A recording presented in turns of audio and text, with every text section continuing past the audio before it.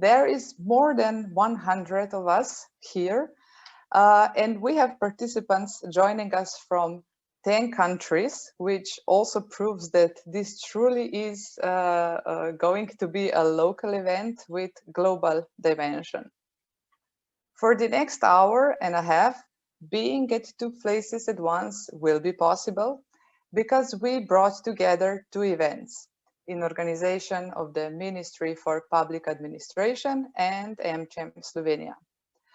One is Governance After Shock, organized as one of more than 40 events running today globally as a part of Government After Shock, yearly conference on innovation in public sector organized by OECD. The second is the event Partnership for Change, which is a well-known Slovenian platform for collaboration and creation of innovative solutions between public and private sector. Today, we will open the conversation about the impact of COVID-19 on management practices, governance, and work in public and private sector. We will talk about crisis, but not to purely focus on fear, pressure, or obstacles, which definitely do exist, but to highlight the experience and the moments from which we can learn the most for the future. I will borrow the words of Nostradamus, saying that we are writing the history of our future right now. And in these times, it is important thing to have in mind. For progress and changes, we need a vision, but at the same time, we also need to be practical. So going practical, our journey today will follow like this. Partnership for Change will present solutions to 4 challenges from the 6th round of the program. We will learn about the experience of governance and work in crisis period based on 2 surveys from public and business sector. Then we will take these insights further and bring them to the high-level conversation with Minister for Public Administration, Mr. Boštjan Koritnik, and CEO of NLB and President of AmCham Slovenia, Mr. Blaž Brodnjak. And last but not least, we will present 3 new challenges which will be creatively tackled in the new round of Partnership for Change. Let the collaboration starts now, and warm welcome to Brina and Jelena, who will take us to the Partnership for Change. Brina and Jelena, can you please remind us what is the program about and what was happening in the 6th round? Thank you, Nina, for a nice introduction, and hello everyone also from my part. Partnership for Change is now, and we are very proud of that, an innovative platform of collaboration between the employees of the public and private sector in Slovenia. It is aimed at exchanging and using good ideas, practices, and useful solutions, as well as employee exchange. It all started as a crazy idea in a relaxed conversation between young people of the AmCham Young platform and the then Minister of Public Administration, Boris Koprivnikar. And when they were searching for solutions for a better connection of the public and private sector, they came up with the idea of employee exchange. And that's how the Partnership for Change was born. And from the then pilot project, it grew in 6 years to a national platform and more than exceeded all our expectations. Besides the employee exchange, we now also solve challenges posed by different stakeholders in Slovenia, and they are all aimed at making our living and business environment better. One way or another, we had more than 500 people, more than 100 companies, and more than 40 government bodies that took part in Partnership for Change. We are now at the beginning of the 7th round, and we can't wait to see what will it bring. But before we discover new finalists of 2020, let us check what actually happened in our last 6th round. It was a really special round. First time we had even 4 finalists, and first time the partnership was challenged by coronavirus as well. Given the new situation, we had to cancel the exchange of employees, but we continued the activities to solve our challenges.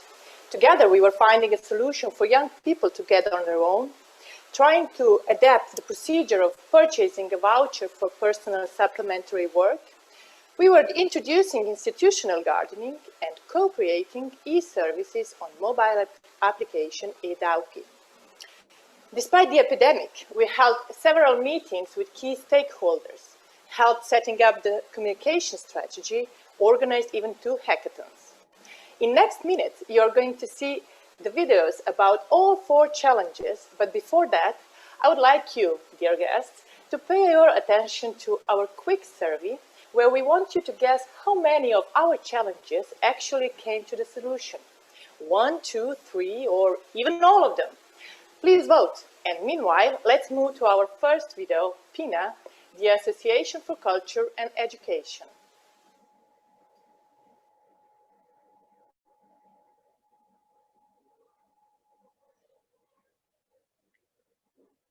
Katja, can you show the video, please? Brina, can you do this? The video? Anketa. Okay.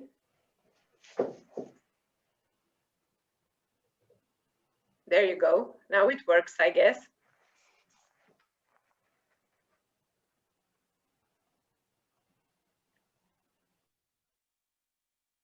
We will learn about the results later. We now just want to hear what you think.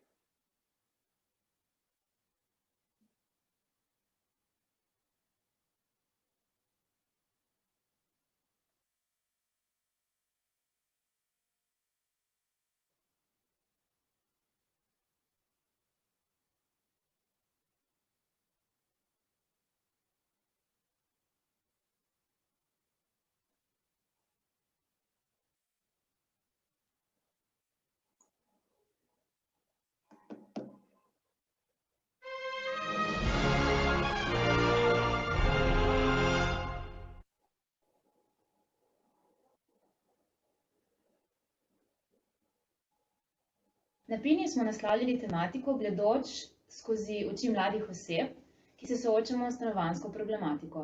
Bili smo mnenja, da je pri tem ključnega pomena dialog med posamezniki, gospodarstvom, javnim sektorjem in vsemi, ki lahko s svojim znanjem, izkušnjami in idejami prispevajo k oblikovanju trajnostnih rešitev. Za pridobitev dodatnega pogleda v izziv stanovanjske preskrbe mladih v Sloveniji je bila izvedena analiza spletnih forumov in člankov, kjer smo poskušali ujeti duh časa na področju stanovanjske problematike. Zaznanega je bilo veliko nezadovoljstva, hkrati pa tudi predlogov rešitev, ki segajo dlje od državnih ukrepov, se nanašajo na sistemske, trajnostne rešitve na področju stanovanjske preskrbe. V drugi fazi smo skupaj s partnerji organizirali hackathon s Hackajmo stanovanjsko problematiko, ki so se ga udeležili pomembni akterji in odločevalci. V procesu dialoga med vsemi akterji smo prišli do 3 predlogov rešitev: najem za odkup, potencial enostanovanjskih hiš in analitični monitoring stanovanjske situacije.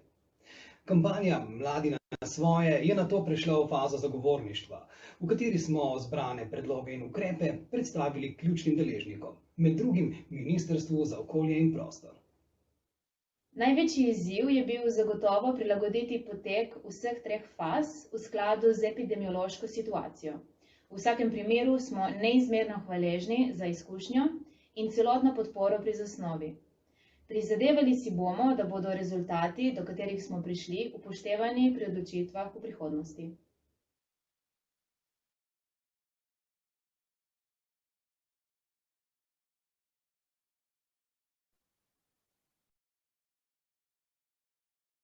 Thank you for this video. And with us today we have Ana Markezic.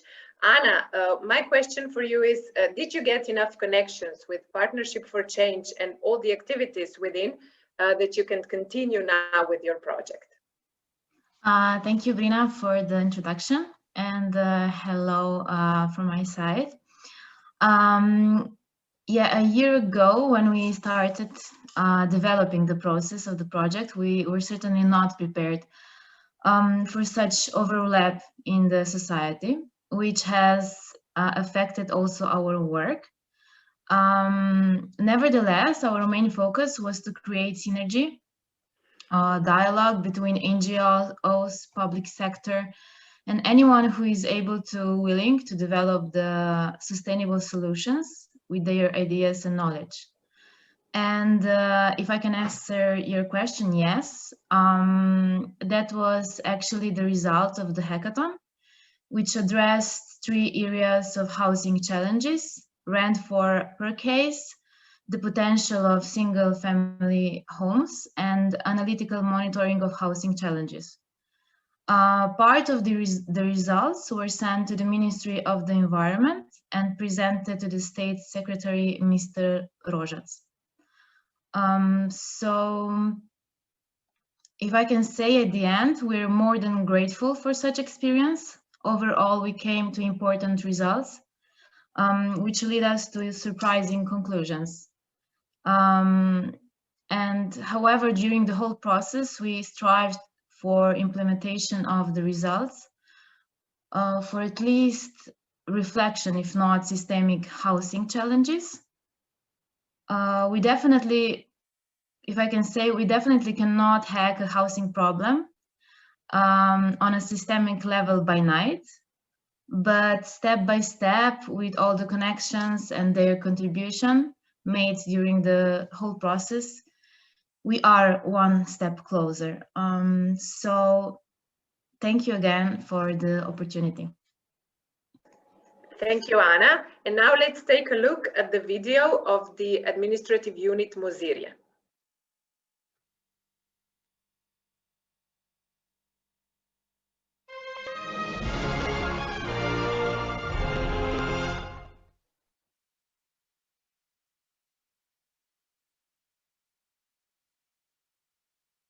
Vrednotnica za osebno dopolnilno delo uporabnik naj izbere. Prisrčen pozdrav iz Zgornje Savinjske doline. S prijavljenim izzivom smo želeli stopiti strankam nasproti in doseči spremembo 3. točke 7. člena pravilnika o osebnem dopolnilnem delu, ki bi omogočal nakup vrednotnice za daljše časovno obdobje in dati uporabnikom možnost izbire. Kupljena vrednotnica je osnova za upravljanje osebnega dopolnilnega dela. Na prvem uvodnem sestanku smo definirali cilje in partnere za rešitev našega izziva.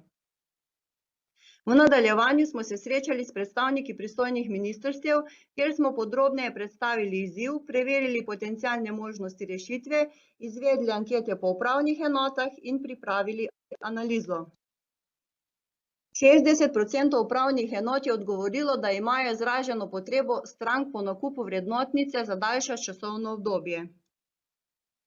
Kljub zaznani potrebi po spremembi pravilnika, do realizacije žal ni prišlo.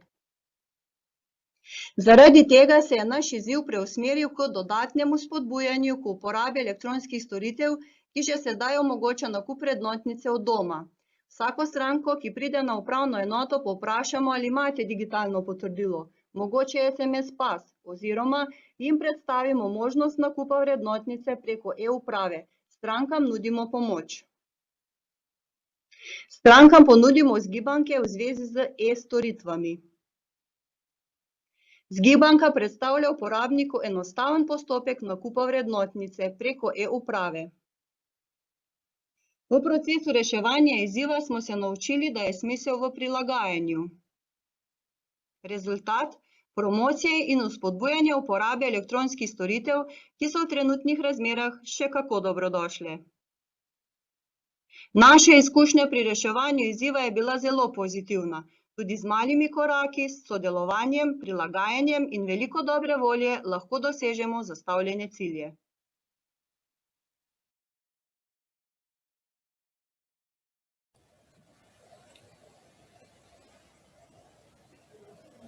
Now I'm pleased to welcome Tatiana Purnat from Administrative Unit Mozirje. Tatiana, we saw you didn't solve your challenge as you planned to, but nevertheless you found another solution. Do you find this experience as an extra boost to continue thinking about changes? Dear all, First of all, I would like to thank Ministry of Public Administration and MCHM Slovenia for this opportunity. This was a unique experience for us, something new. I will be short with answer. We do not lack the drive. We will continue to consider changes as they are the only constant in administration. I wish you all the best. Thank you. I totally agree with you. And now we are going to see what Eva Žunec from Youth Center for Cultural Activities Maribor was solving.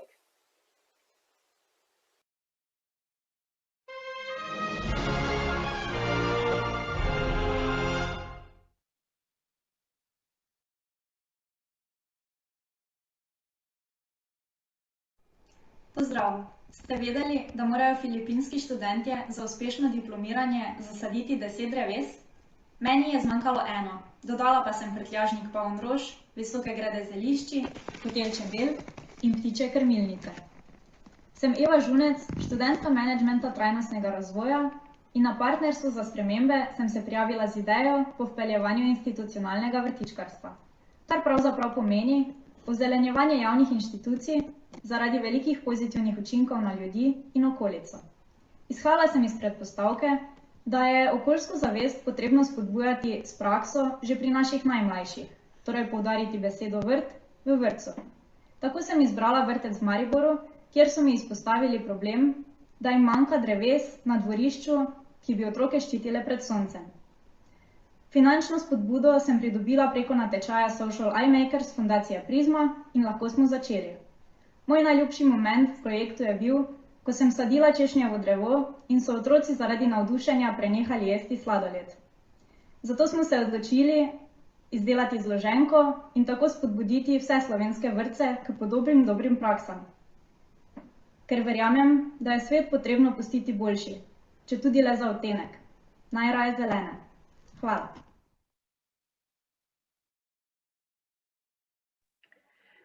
Thank you very much, and we have Eva today with us. Eva, how many kindergartens did you make green, and will you continue with your project in your local community? Hello from my side as well.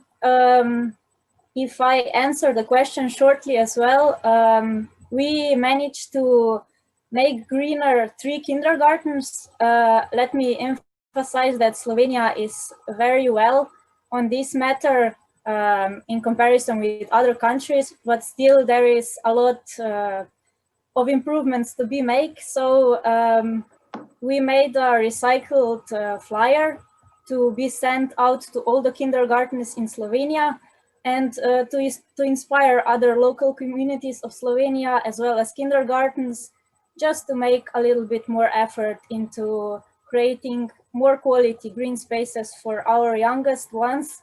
I mean, who doesn't like a cherry tree or a blueberry bush? So yes, I hope we will continue in this space. Thank you. We hope that you will as well, and that your initiative will also go to a national level. And now, last but not least, we have the video from the financial administration.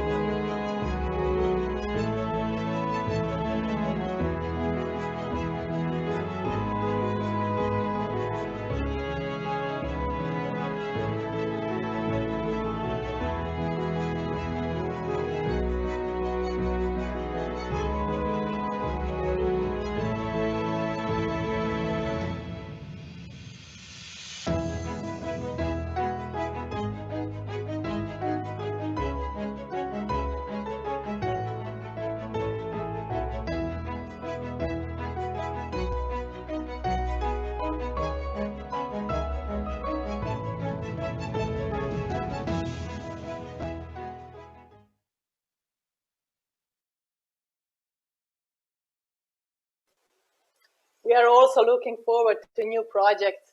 I'm pleased to welcome Mr. Bratush from Financial Administration. Mr. Bratush, during our partnership, we organized a hackathon where you had the opportunity to get first-hand impressions and needs of key stakeholders. Please tell us how this hackathon made your work plans easier when developing the application.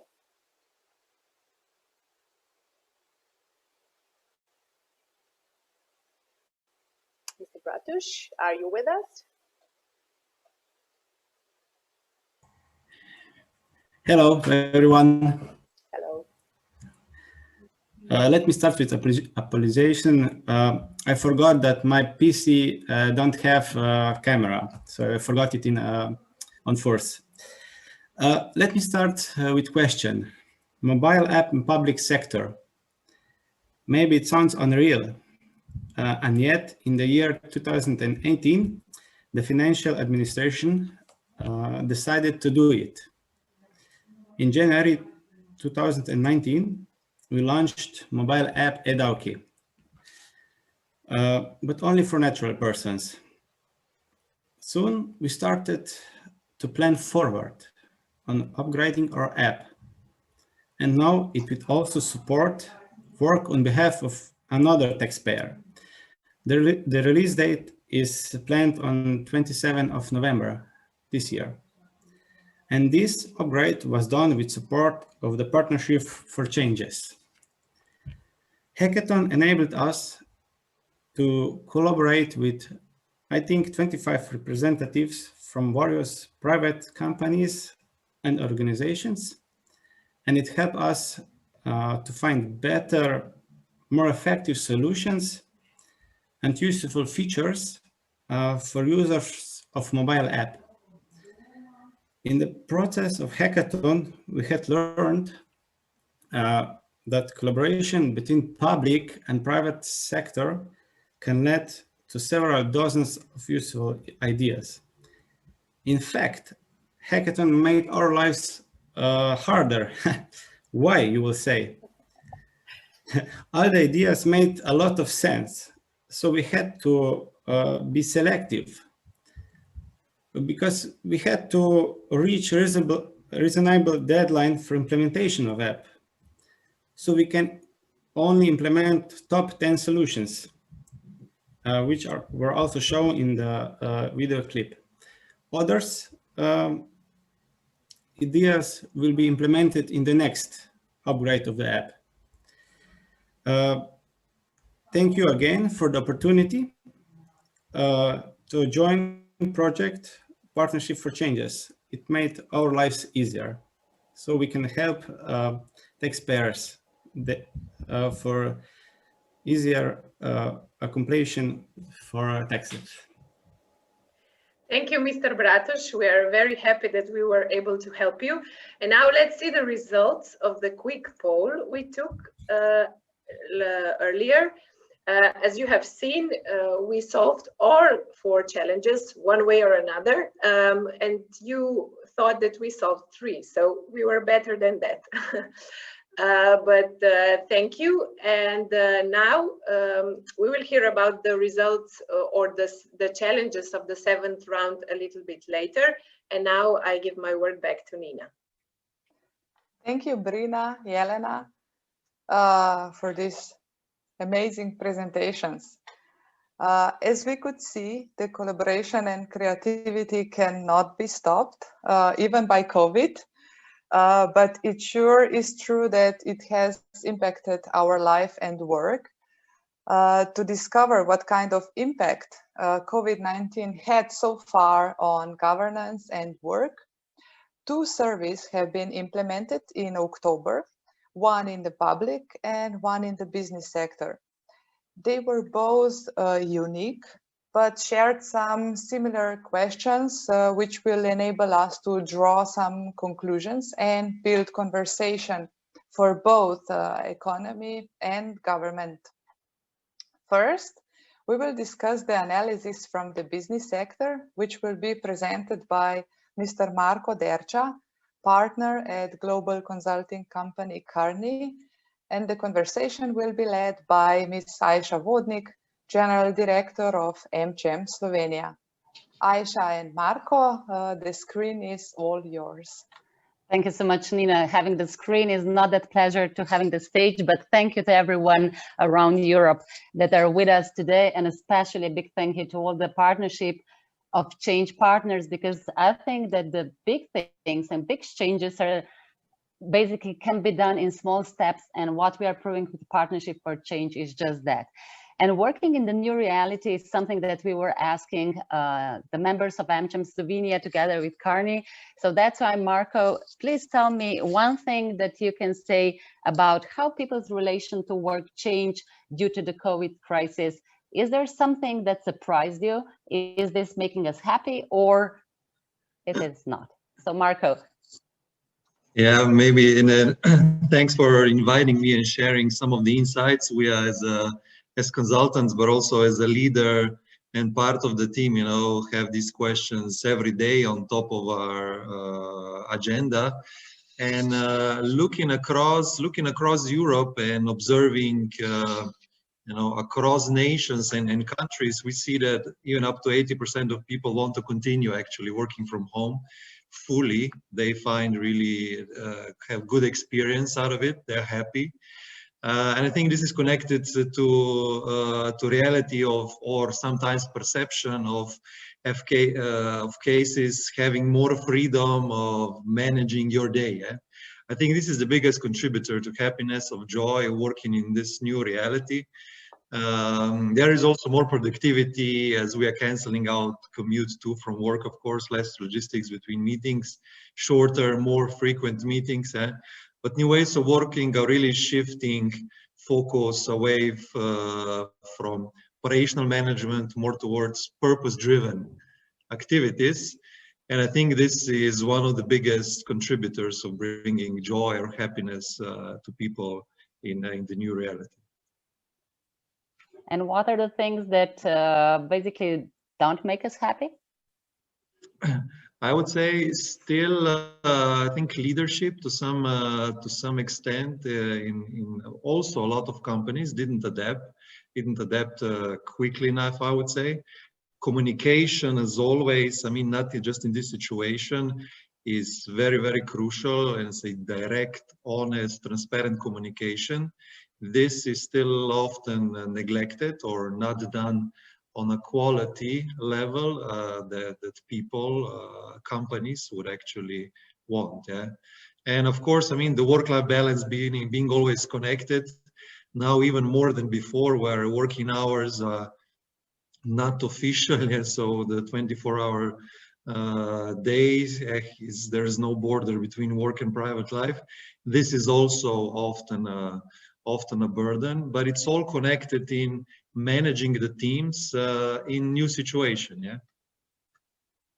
Marko, are the results any different from European countries than from Slovenia? I would say in general, not. Yeah.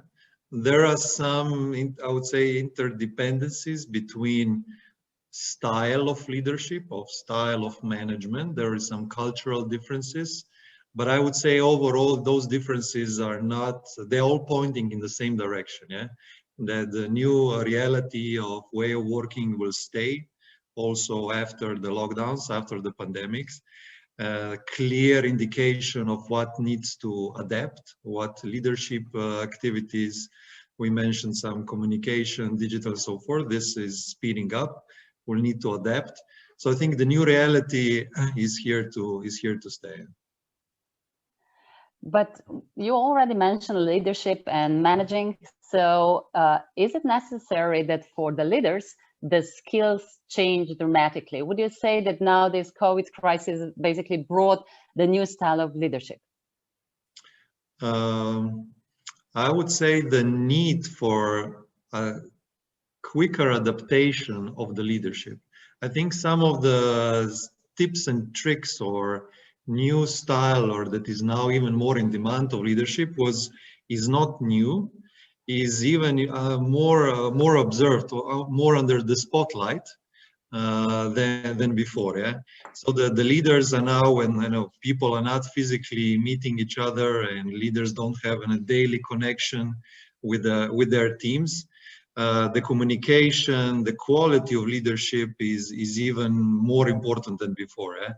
And but I would say this is nothing new. Yeah. So this is now just more emphasized, and it's dividing the performance, or is showing on the performance of the companies even more faster. Yeah? We are seeing that in the industries or in the markets that were most hit by the pandemic, by the situation, companies across industries, yeah, in tourism, in hospitality business, in transport, in logistics, industries where we hit the most, we have winners. We have companies that adapted quickly, and it's highly connected with adapting new style of leadership, new ways of working. At this point, of course, I would like to ask everyone, if you have any questions, we'll pick some, and if there is a burning need to ask, just put it in the chat. But one thing that it was a buzzword, Marco, all the time I would say in past 3 years, we were talking about digital transformation, revolution. It was all about that. But now it seems that we are basically living one. So tell us, what is there now different for the public and the private sector? I mean, nicely said, yeah, Aisha, by living it. I think companies are implementing now mostly measures to increase work flexibility, rapid digitalization, simplifying processes, decision making, so forth. So something that was also done before, but now it's speeding up, yeah, drastically. I would say robotization and analytics are now really getting traction across Europe, across industries. And often mentioning, when one CEO of a larger Slovenian company was swearing, was on signing and reviewing paper documents, reports, yeah. And we calculate for that company that only the board prints produces over 2 kilometers high tower of paper annually. And overnight, in the first lockdown, yeah, at the beginning of the year, they started to review reports, assigning documents electronically, digitally, overnight, yeah. So the pandemic is just proving that the digital is here to stay, and that it's possible to transform more quickly. Yeah. So all we need is case for urgency. Yeah. And what we have learned during this crisis, Marco, I'm sure, is that resilience and business continuity is something that leaders should be aware of. And probably this is something that you were telling to the business leaders and managers, but now I guess they're listening. So what are the key success factors for the business continuity? In our survey, Slovenian companies singled out 2 main factors. One is type and quality of leadership, and the second one is sufficient quantity, but also quality of information. Yeah, not just enough information, but also quality information. And I can confirm that this, with also our own case in Carney, where we 2 times per year actually measure people engagement, and we got results just this month.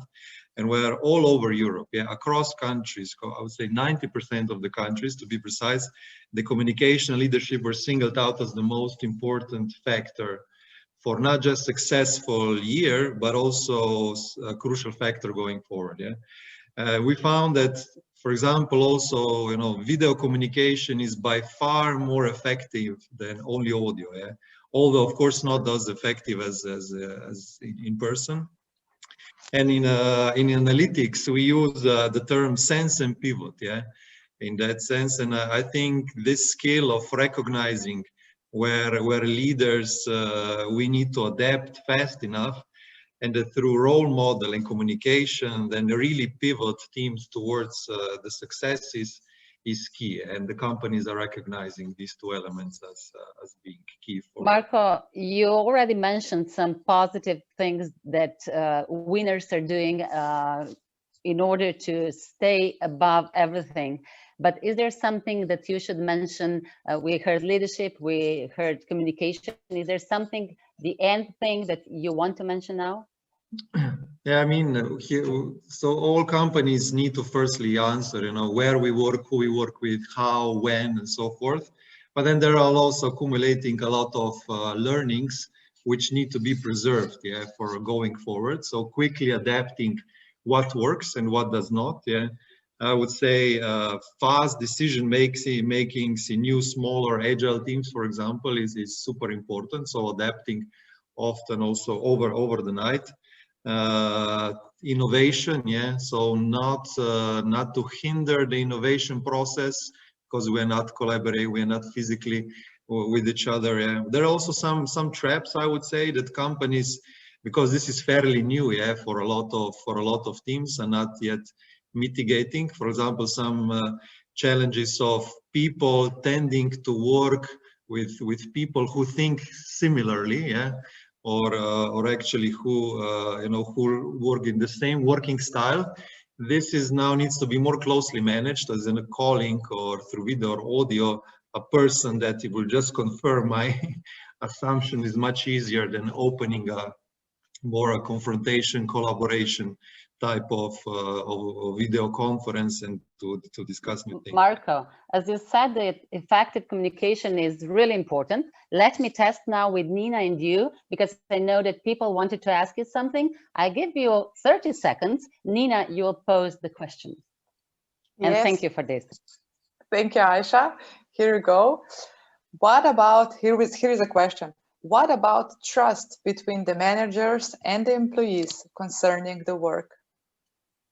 Yeah, I would say this is, as mentioned, connected with the new sort of adapting the leadership style, but also, I mean, from my experience, if you give more freedom to people, you know, give them more purpose why they are working on an assignment, yeah, or on an activity, and then they let them, they come to an objective, to the target, you know, maybe sometimes more on the left side, sometimes more on the right, but in their own style, way of working. This is really then creating more trust, yeah. So people see that leaders trust you, trust them, you know, making on their own, and also leaders get the results faster and with more, I would say, effect, and people are happy at the end. So I would say it's just in Slovenia we are more prone to operational management, yeah, micromanaging. I think it's maybe connected a bit also to the culture, and this pandemic is giving us opportunity to actually be more, have more purpose-driven leadership, and I think this will just affect in a positive way Slovenia and the regional companies. Thank you very much for this answer and all the previous, and Aisha for facilitation. That was really interesting. And from what we've heard, I think that creation of future-ready organizations is well underway. And we could say also that the future will require new systemic leaders with new skills. For discovering the learnings from the public sector, our guest will be Mr. Peter Pogačar, Director General of the Directorate for the Public Sector at the Ministry for Public Administration. I also invite participants to post your comments or questions in the chat box. And now, before starting the conversation, let's take a look at the video about the survey's results. Katja.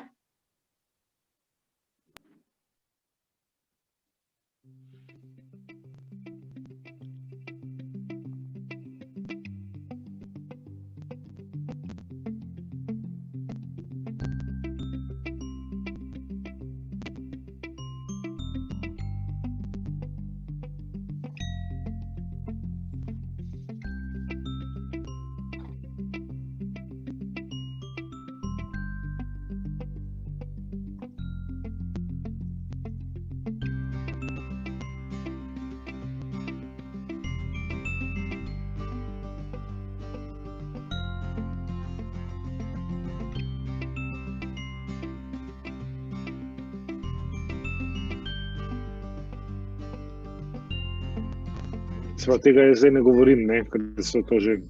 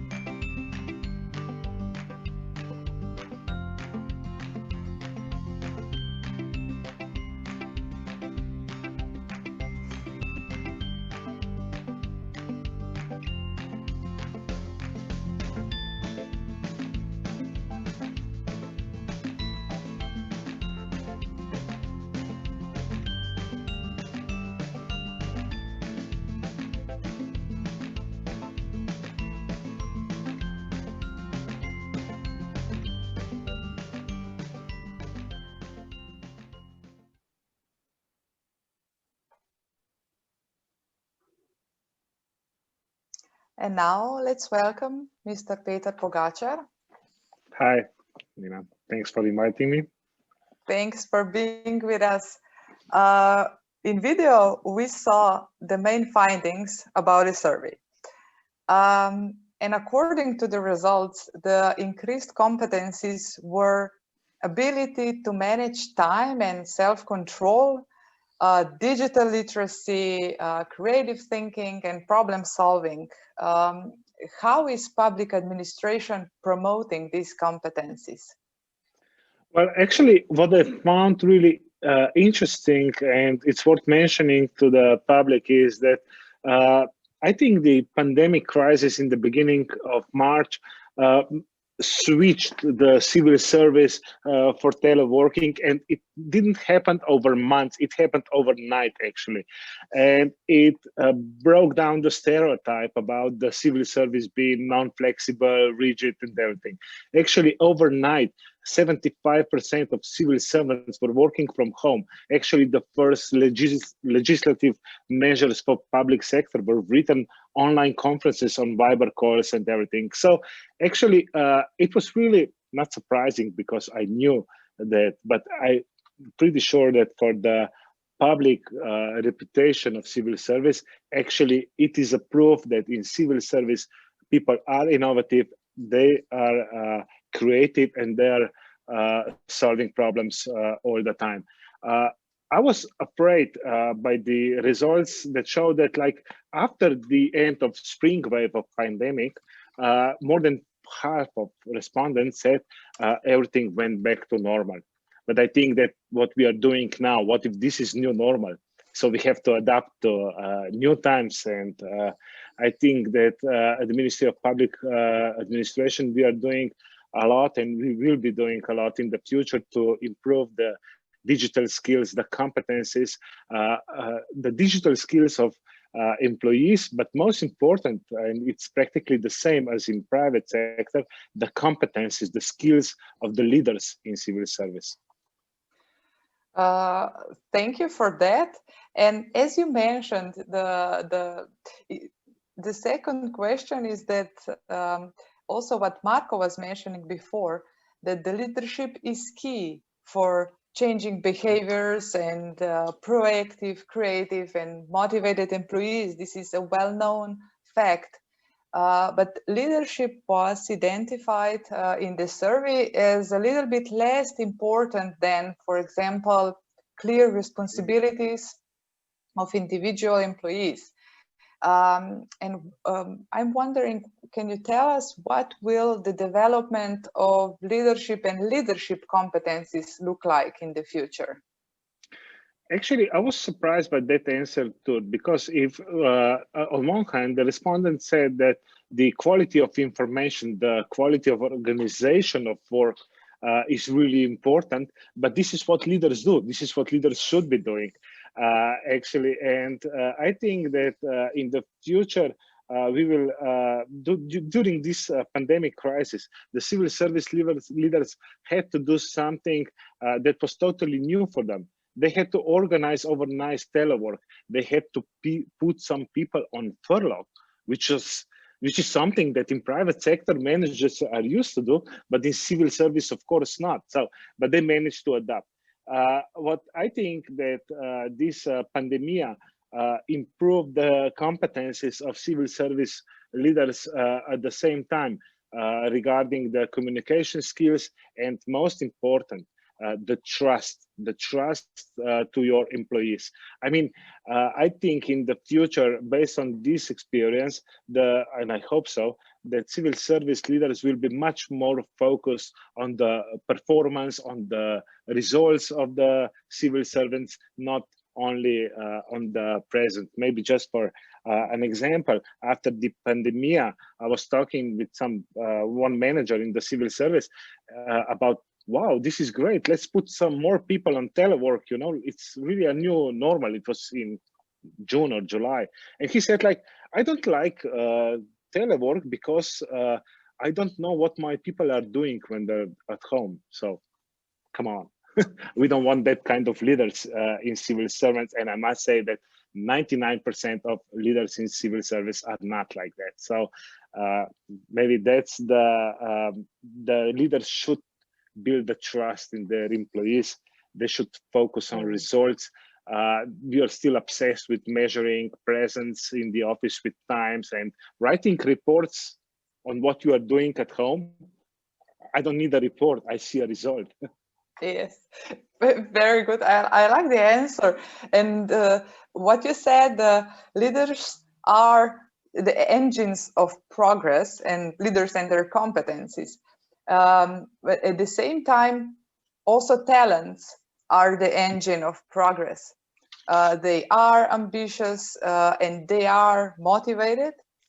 But how can you attract talent to public administration, and at the same time, how can you ensure that they stay motivated, ambitious, and that they grow and develop within the system? Well, that's a really interesting question, and it's a challenge not only for Slovenia, but I can say for all, for instance, OECD member states, how to attract talents in the public administration. There are different measures that some countries, member states adopted, like branding of working in civil service. But the most important is that we will attract talents in civil service, not just by salary policy. There are different tools. You can offer a talent, creative environment, the opportunity to personally grow in the beginning, of your career. If you can show him there are different forms, flexibility of work, flexibility of performance pay, for instance, which is not the case in civil service, not as much as we would like to. I think this are really important challenges, and we try to work on it. I'm really happy that together with the OECD, we are preparing a study, age and talent management in civil service, and it is all about how to attract, how to gain and retain talents in civil service, and it will also be one of the topics of the Slovenian presidency to EU in 2021. Well, the most important thing is not just salary, it's prepare the public administration to become an attractive employer, to attract employees with right mix of skills, help them progress quickly, learn new skills, competences. That's the issue. And to keep them being ambitious.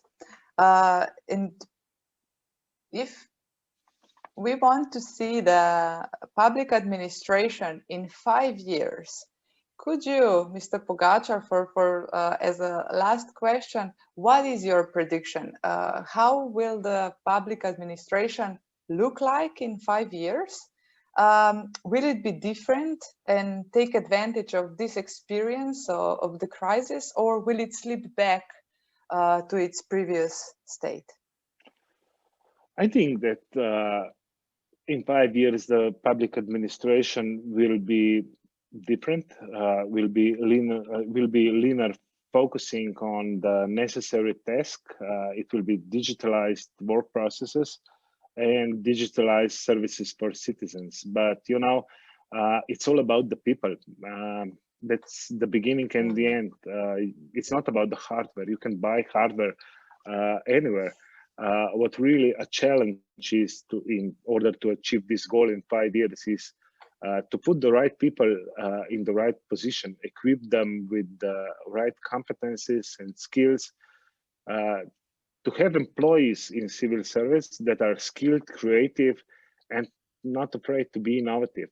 It's all about the people. So if we will manage to invest in people, then in 5 years, the civil service will be different. Great.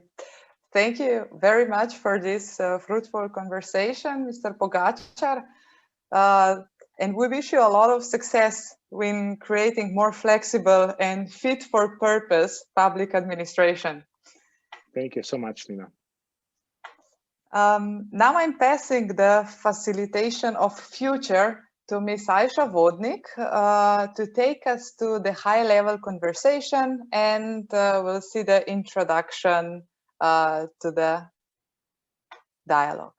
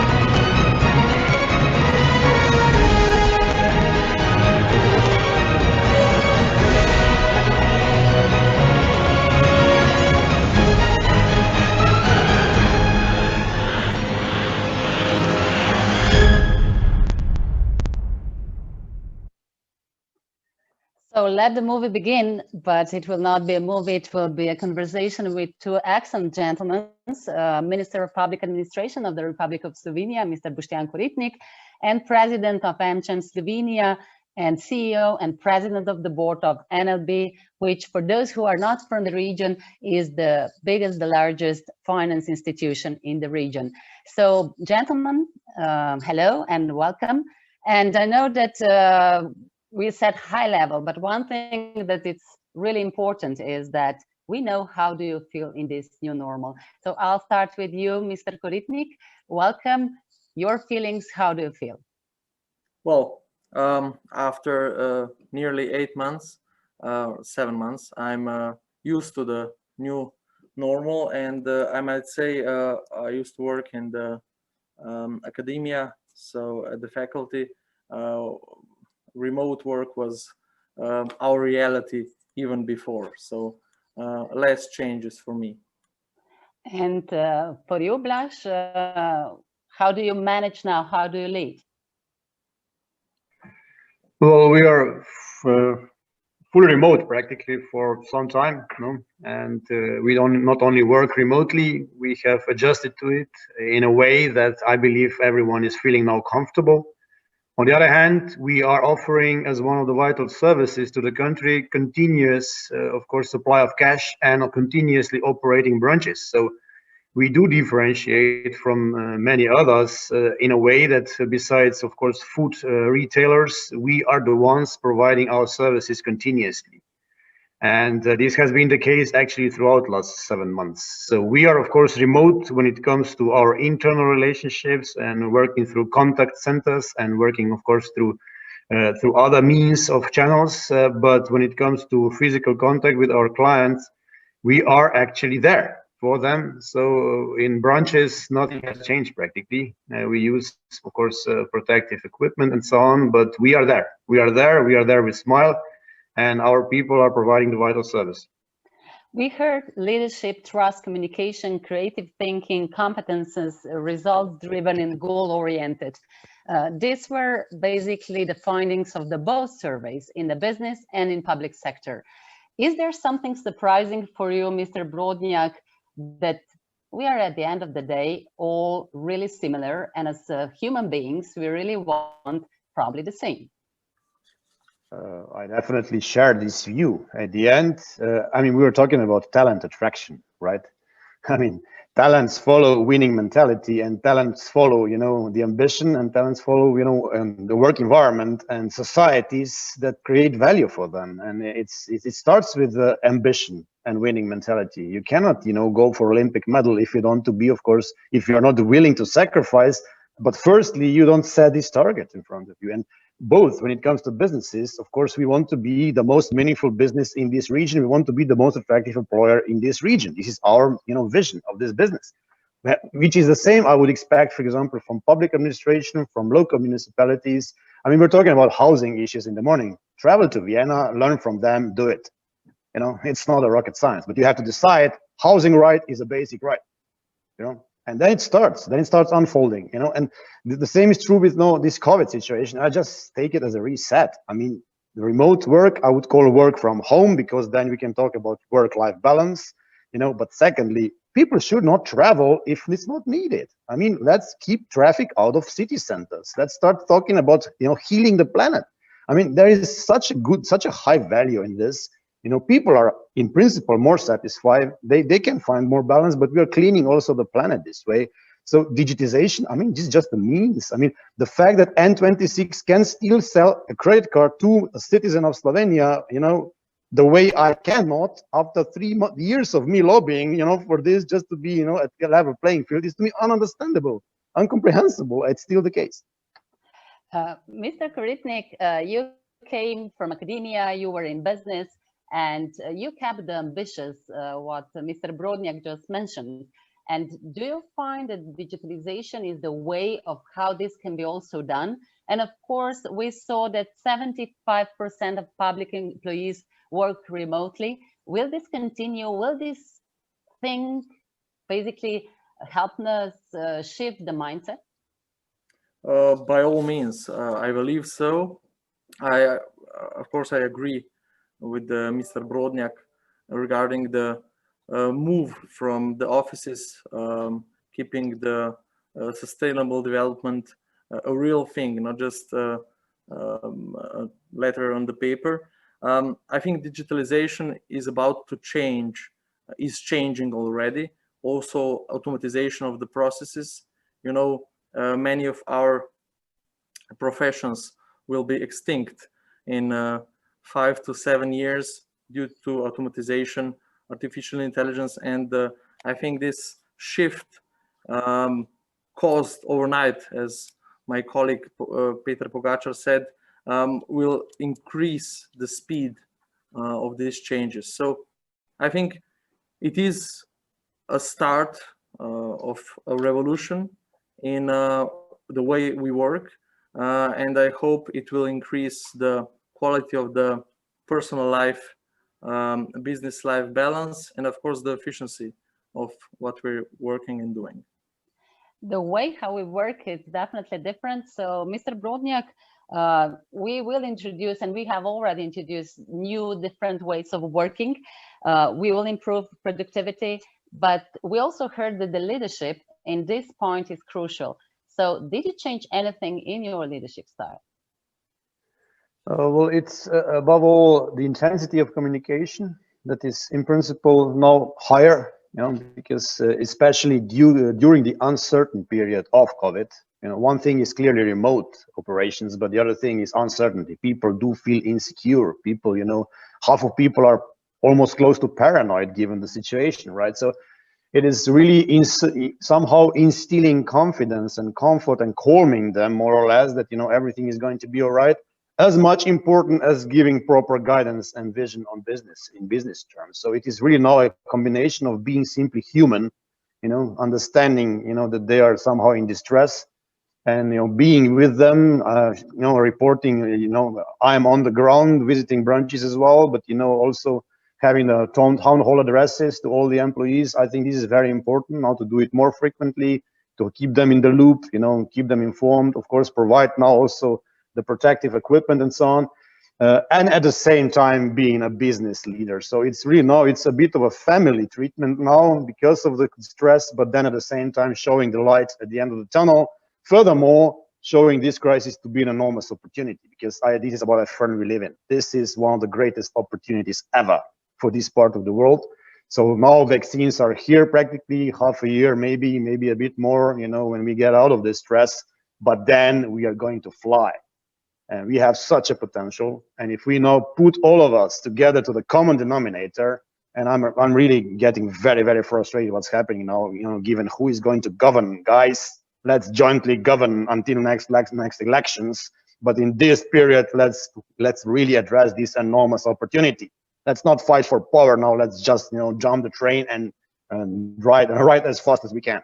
You know, out of the health crisis, and of course, on board of business. Thank you so much. And this communication is so important to have really good connections.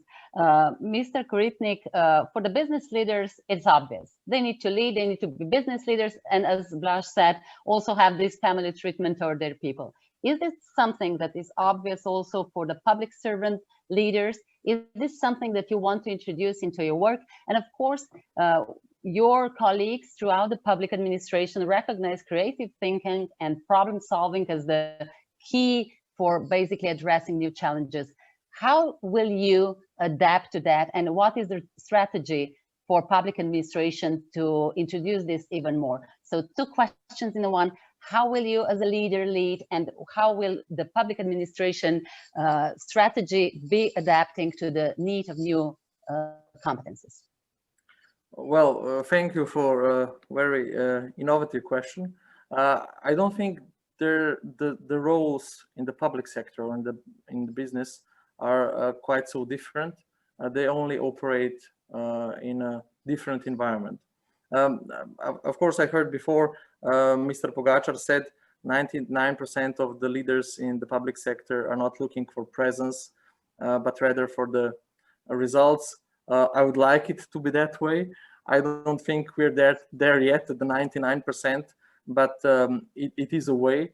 And I think the difference is also that in the business world, competitiveness sets a higher scale on a daily basis, and nothing is taken for granted. On the other hand, in the public sector, we have, let's say, more problems with the comfort zone and getting out of the comfort zone, and that is why this pandemic has done some positive things, pushing us out. And I think the key to being a leader in the public sector in this time is by example. So I think that's not something different from the private sector, but still to be a role, not a role model in a, let's say, literative sense, but rather a role model leading by example, showing what you expect of your co-workers, and not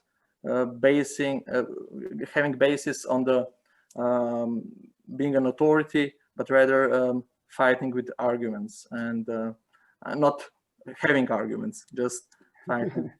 So I can see that people are saying, yes, it's a big opportunity, let's embrace this. So also our viewers concur to that. So you both mentioned talents, and here, Mr. Koritnik, maybe it's really more difficult, and I'm happy that Mr. Pogačar also said that it will be one of the important things for the Slovenian presidency to really attract talents. It's hard for business, and probably, I would dare to say, it's even harder for the public administration. So what is the strategy in this field? Well, we all know it's not always about the money. The money is important to attract and to retain talents, but it's not the most important thing. I know at the beginning of my career, I was more, let's say, I was higher when I got acknowledgement from my superior than when I got the salary, and the salary was not low. So it really meant to me this acknowledgement of my results, of my effort. And I think with the policy of being aware of the importance of talents, being aware of the problem of aging, and of course the result is always a combination of young, full of energy, new skills based people, and of course of the ones that are a little longer in the system, that know all the turns and all the hills and holes in the process. This combination is something that works out if we cooperate, and this is what we have to achieve to, let's say, support the employment of talents and find a way to retain them. For instance, we have a fund of apartments for civil servants, and we don't have a separate fund for young, prosperous talents, for the ones with the professions that are lacking in the market. So this is a way we could approach them and retain them in the system. Thank you so much. I need to mention, and it was not in the script, but you know that life, it's never in the script, that AmCham has a snowball think tank, and what the aim is to how to attract digital nomads and keep them here. And you will hear from us definitely, Mr. Koritnik, and I know Mr. Brodnik, that you are supporting this heavily. So one thing that we do here is trust and purpose. So how important is this for leaders, and how important is this that people, talents trust you? That's a question to me. Yeah. Well, it's the gist, it's the essence. No? Without trust, there is nothing in principle. So being authentic, instilling confidence in people that, what you do makes sense, but then you walk the talk with them.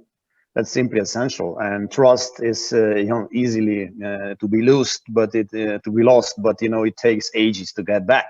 I mean, let alone our example as NLB. I mean, this was the most reputable company in the country until 2008, and then we became a symbol and stigmatized for everything, for the evil, responsible for everything that went wrong in this country. Although I'm sure we will repay our state aid entirely in coming years, right? And that's why I'm saying, it is very, very difficult to get it back. But it is really about first being up to it as a professional, and then being up to it as a human being. And then with authentic and sufficient level of energy, yielding the message to your colleagues, fellows on all the levels. And people either buy it or they don't. And if they don't, you lost the case. So it's not a given. You have to invest a lot of energy and a lot of work into persuading them that what you're doing is the right thing and a good cause. And then of course you are walking the talk. And the second you stop walking the talk, the case is lost as well. So I would just mention a couple of things. It's not only the challenge you give. It's at the end of the day also hygienic factors.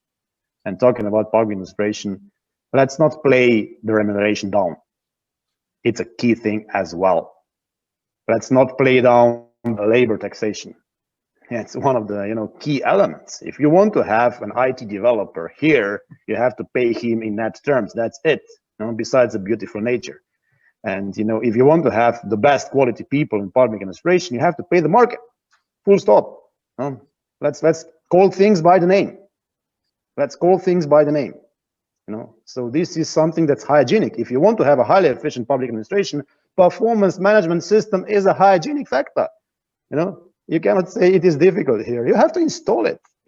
Everyone has to have clear KPIs. It has to be a fair game. Meritocracy, the best people. I am the first one to sign anywhere you wish. I want to have the best people in the public administration, the best ones. But we want to have a leaner public administration, much leaner. So much better paid, but less people. And this is something that probably will be a challenge for you, Mr. Koritnik, really how to attract the best in class to the public administration. Partnership for Change is a program we started with that basically is really trying to diminish many stereotypes that we have. And that is that people in the public administration don't work and the people in business don't care. So we managed in this years to basically drop that because we see many great people in the public administration and the same in the business. But what will be the efforts of your ministry to basically promote that, and how really to have this new ways of working, new opportunities that came with the COVID crisis, that this will become the new normal? Well, first of all, probably you heard there's a salary system in the public administration on force since 2008. It was quite a good one when it was developed, but 12 years later it's obsolete. So it's not approaching the problems in the right way, and this has to do a lot also with the attractiveness for good experts, especially in the leadership structures. So if I mentioned that the president of the government has 1,000 public employees before him on the list of salaries. That's something that when we talk to our foreign colleagues, they laugh at us. So this is a negative selection for all the leaders in the public sector, and this is something that we have to address. This is something we have to change, not for this, let's say, government or this leadership structure, but for the ones to come.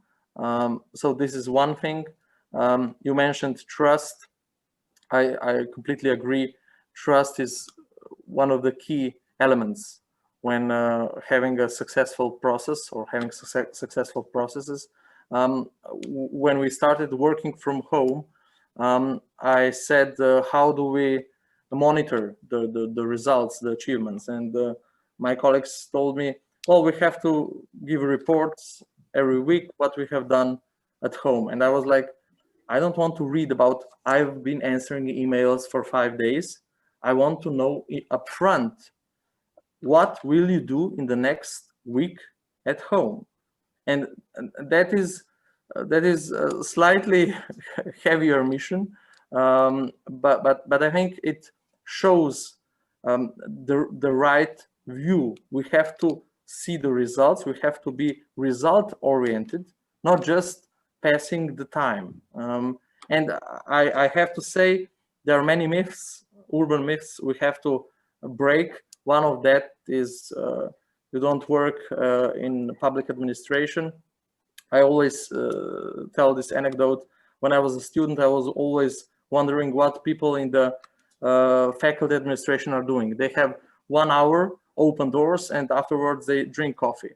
And I had full mouth of that crap, sorry for the expression. And afterwards I was working 6 years at the faculty of biology, and I was working at the administration. And that was the first time that I saw how many processes are there behind backdoor processes that we don't see. We only see the stamp on our paper. So this is that was a great school for me. So I never judge if I don't see it for myself.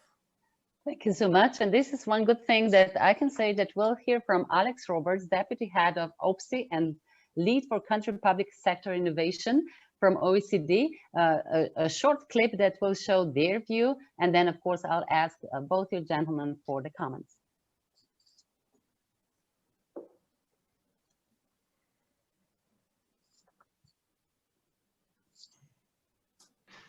Hello, my name is Alex Roberts from the OECD Observatory of Public Sector Innovation. Are we seeing different forms of organisation within the public sector now? I think we are in many ways. Over the past few years, we've seen a lot of flattening of organisations, in part due to austerity or government cuts, which have forced organisations to become leaner. I think we've also seen over the past few years more engagement and experimentation with innovation labs, which provide a different sort of structure for bringing together talent and different methodologies, different types of people, different skill sets, and experimenting with those and engaging with the public and other parts of the public sector in different ways. I think we've also seen the rise of different types of arrangements. From Canada, for instance, I can think of the Free Agents program, which allows people to take on different roles, to self-identify as a free agent and to work in different areas depending on where their skills are needed.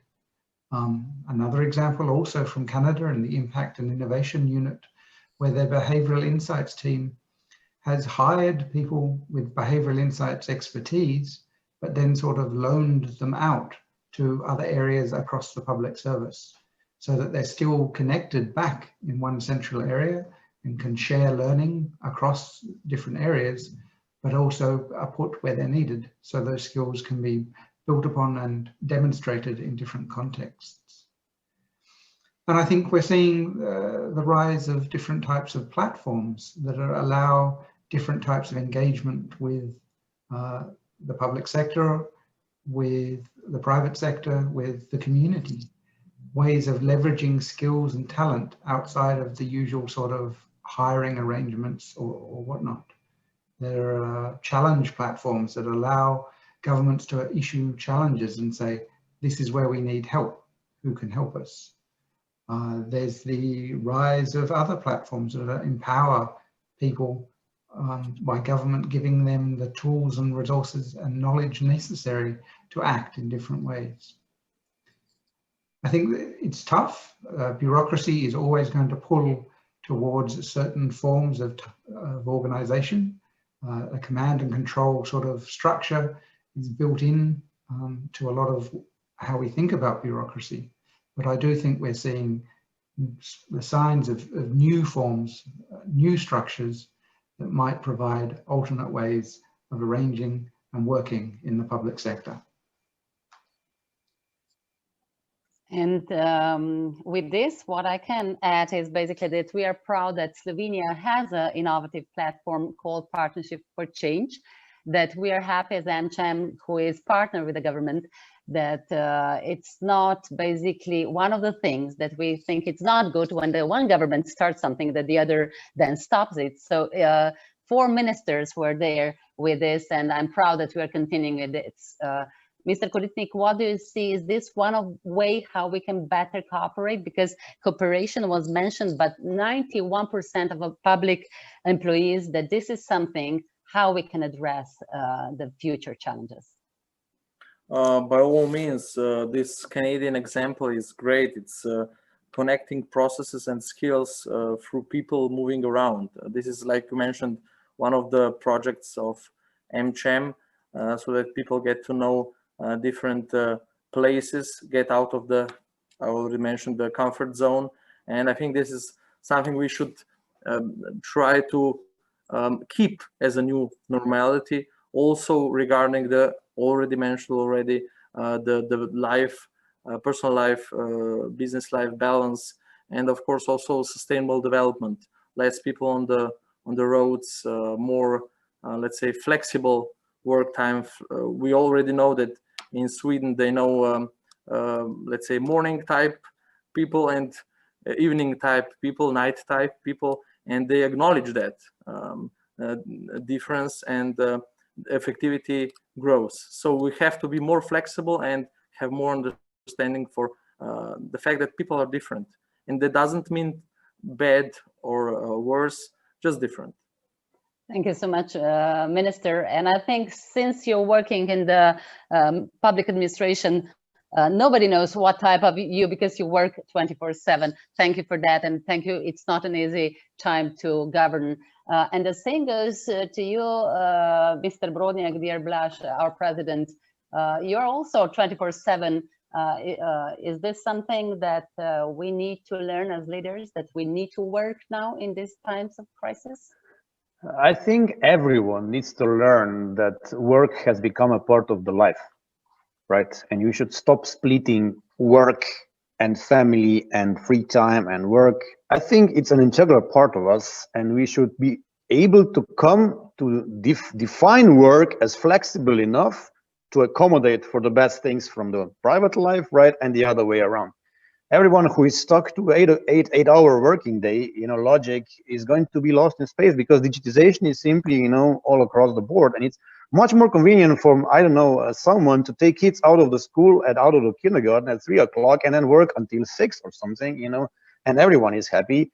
As the alternative being rushing from the city center at 2:30 to be there on time at 3 and being fully frustrated 2 hours before, right?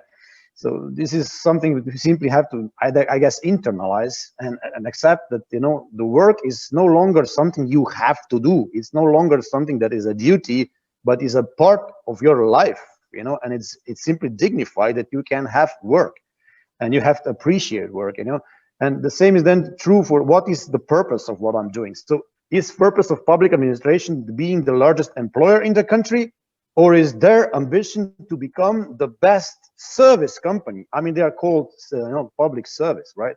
I mean, they are supposed to be the best service to its population, to its clients who are Slovenians, right? And then it starts with this definition. I am working for a purpose. I am providing service to my fellow citizens, and I want to be the best in the world. Minister Kopernikar had this idea, the best digital society in the world. And there was not much done since then, and I'm really have good hopes now with the new minister that there is going to be again a momentum and acceleration of these efforts. But I think, as said, well, work has become a part of life.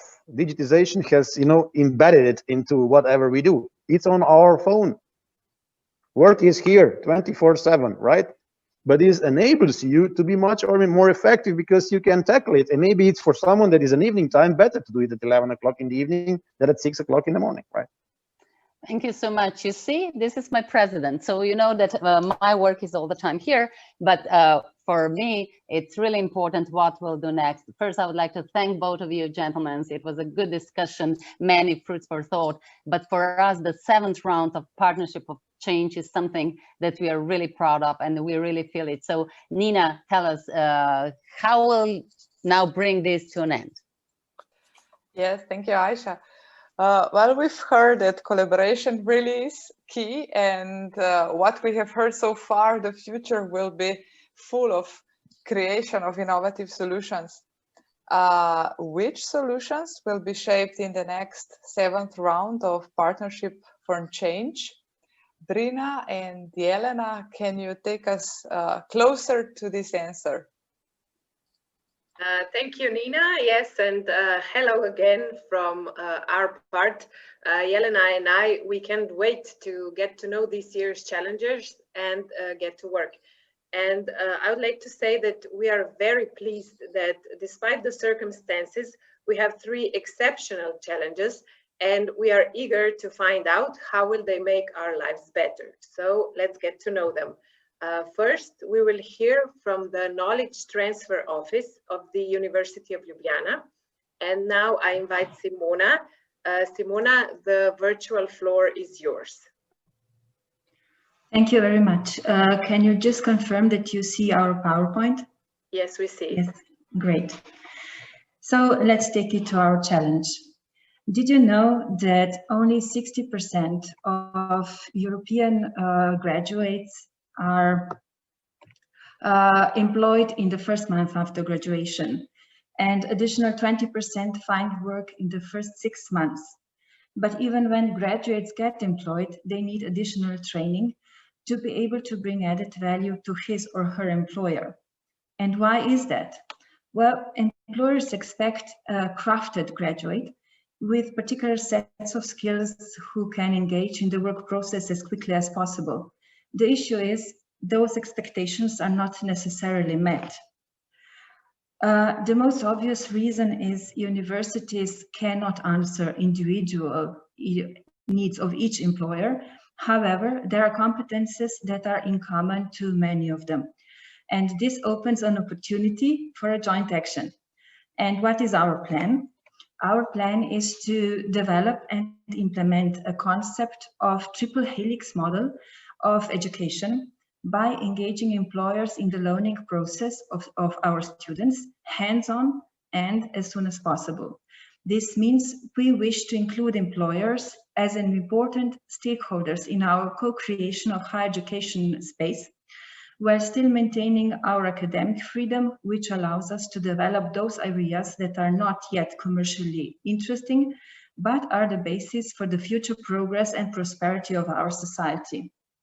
And to achieve this goal, we will start a challenge-driven learning pilot with interested employers. For the development and for the implementation of this pilot, we need the cooperation of you, representatives of companies and public organizations. And thus we invite you to share your challenges and help us define particular competences students need to learn or acquire. By participating in the pilot, you will actually be co-creating special educational program for improving general skills of the students, for example, entrepreneurial mindset, leadership, and help embed the systemic challenge-based learning in the curriculum of the University of Ljubljana. We are aware that the challenge is not easy, and nor is the solution. It is closer to heart, actually. But when we join forces with you, we can do it. We can co-create a new educational approach, bringing universities closer to society. We really hope you will join us in our adventure. Thank you.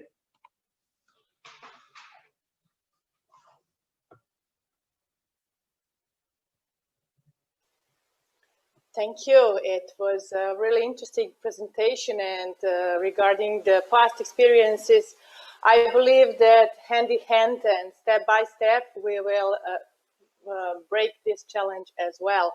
And I also believe that this challenge will even more help our economy, government, and academia connect more. So now I'm pleased also to welcome our second finalist, National Institute of Chemistry, who is going to present us the project named Nikki, Incentive Proof of Concept. Katja, please play the video.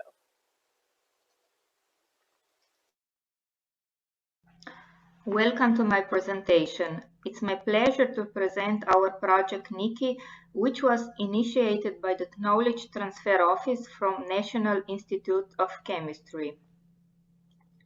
The challenge presented by the team of Knowledge Transfer Office addresses the challenge of all Slovenian public research organizations, and that is how to make innovation from National Institute of Chemistry more attractive to private investment and commercialization. In Slovenia, public research organizations get financial support from the state only for research and innovation at the lab level. Regarding to the concept of the technology readiness level, which present the technology maturity level, so the progression of technology from initial idea with technology readiness level 1 through scientific investigation to major product in service of technology readiness level 9. We get financial support up to providing the feasibility. This maturity level of innovation is not attractive enough for private sector to be commercialized, and so 90% of innovation arising from public research organization cannot overcome the financial gap in rising to higher technology readiness level up to prototyping, which would be more interesting to the industry financing. This gap has been widely recognized and it's called Death Valley. For the technological development and innovation technology readiness level boosting of the Slovenia, we should establish proof of concept financial support at the state level. In order to enable researchers to break into the market with commercially interesting innovation, an international, first in Slovenia, proof of concept financial intensive called Nikki was established at National Institute of Chemistry. The aim of the support is to increase the technological level of development in the value of innovation, increase sales opportunities, licensing and networking with industry partners. It was specially started to advance a research project on the path from lab to market. Advantages are that funds enable validation, commercialization of new product, new technology process, innovative companies, also increase TRL stage and value of innovation, building connection with industry partners through proof of concept development, opening new companies, new jobs, and so on. Thank you for your attention.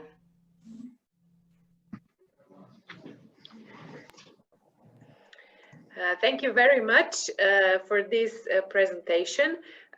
We are looking forward to solving this challenge as well. And as the third challenge, we will get to know the Institute of Oncology Ljubljana that will present the challenges of the proton therapy. Mr. Strojan, you have the word. Thank you very much, and hello to everyone. Yes, thank you. Okay, as you can see, the project or the challenge set by the Institute of Oncology Ljubljana relates to implementation of proton therapy in Slovenia. We believe that this is very responsible contribution to society and the public health system on general. And why is that? Next slide, please.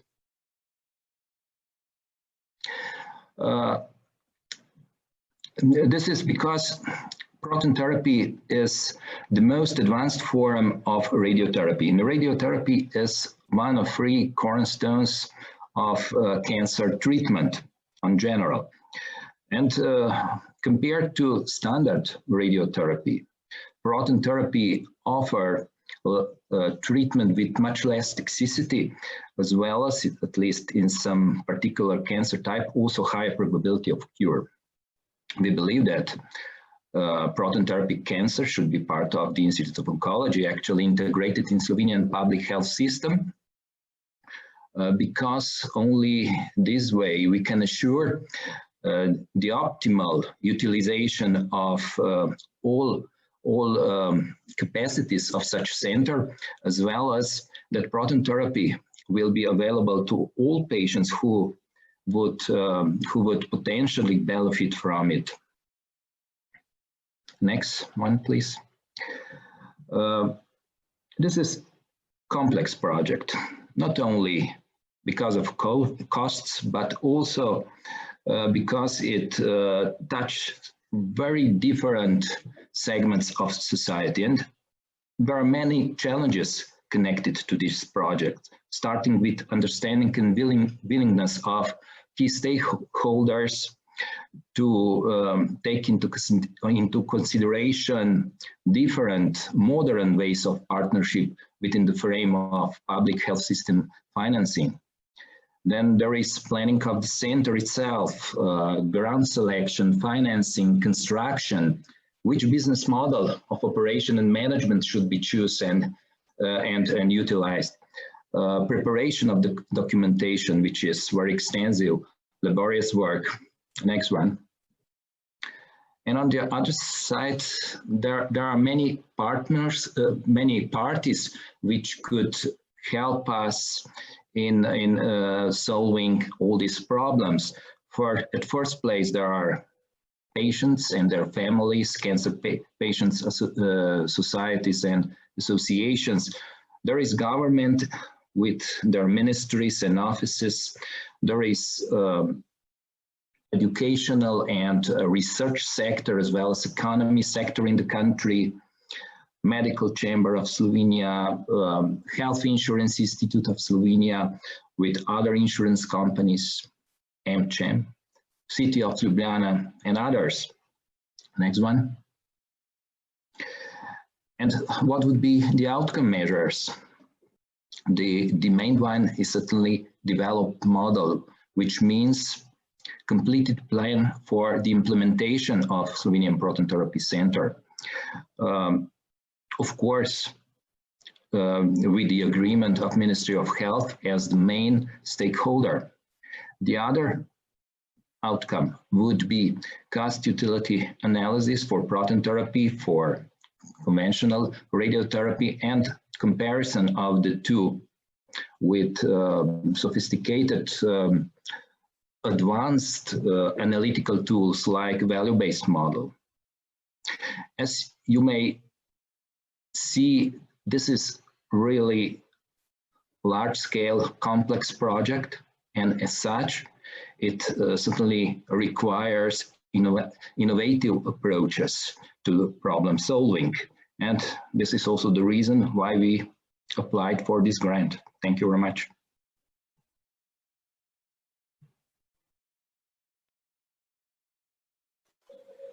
Thank you very much as well. It's another case and proof that partnership has no limits regarding fields or different stakeholder engaging. So we keep really our fingers crossed to that proton therapy will soon become one of the ways that to treat cancer. And we can see all that this year is going to be a really interesting year. I'm looking forward to new experiences. And Nina, I believe we are closing to the end. Thank you, Jelena, Brina. Before that, I would ask Minister Koritnik to comment briefly on presented challenges. Well, thank you very much. If we spoke before about the importance of transferring the vision into reality, well, Partnership for Change is definitely reality. We could see real cases, real life. I'm really positively surprised by the profound challenges or plans. Me personally, I can relate especially to the first and the second one. First, because of my startup experience, and the second, due to the fact that I was an employer many years and I worked at the faculty. So I know this change, for better said, this difference between the apprehension of the employers and the apprehension of the faculty creating the workforce, if I may say so. Regarding the third challenge, I can't comment on that. I can just see that there is a need, and I hope it will be achieved, realized. And I didn't see my ministry among the all capable of assisting, but I would be glad to assist in every of those 3 projects. And I'm really proud that our partnership continues, even though we are facing big crisis. And once again, I believe that we will witness new success, and I already look forward to the results in the coming year. Thank you. Thank you, Mr. Minister, for your answers, to all for being our guests and sharing your views on the present and on the future. And while we are approaching to the end of our event, we can conclude that we are on the way to even stronger collaboration and co-creation of systemic as well as very practical solutions in government and business sector. Messages from today can definitely reinforce optimism and determination, so we can create the best history of our future. Don't forget, tomorrow is the second day of yearly OECD conference on innovation in the public sector, again with interesting topics and guests. Thank you all for participating, and thanks again to the Ministry for Public Administration and AmCham Slovenia to organizing this amazing event. And of course, also a big thank you to OECD for creating a platform for this ongoing global dialogue. I wish you all a lot of success. Thank you. Bye. Thank you. Thank you. Goodbye. Bye. Bye.